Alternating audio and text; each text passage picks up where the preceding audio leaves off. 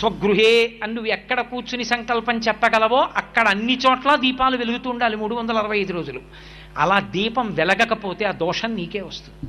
ఆ పాపం పోగొట్టుకోవడానికి ప్రాయశ్చిత్తంగా ఇవ్వబడినటువంటి అద్భుతమైన తిథి కార్తీక పౌర్ణమి. అందుకే కార్తీక పౌర్ణమి నాడు 365 ఒత్తులు గుత్తి దీపం అని ఆవునీతిలో ముంచి వెలిగించేస్తుంటారు.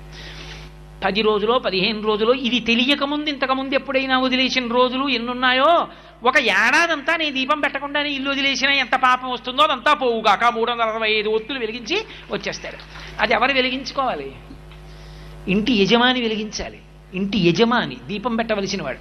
మా ఆవిడ వెలిగిస్తుంది నేను టీవీ చూస్తాననకూడదు. యజమాని పంచె కట్టుకుని వెళ్ళి దేవాలయంలో దీపం పెట్టాలి. యజమాని ఇంట్లో దీపం పెట్టి సమస్త భూతములకు ఉపకారం చెప్పాలి. ధర్మపత్ని సమేతస్య అని సంకల్పం ఉంది, కానీ ఆవిడ వెలిగించి ధర్మపతి సమేతస్య అని చెప్పిందని సంకల్పం లేదు.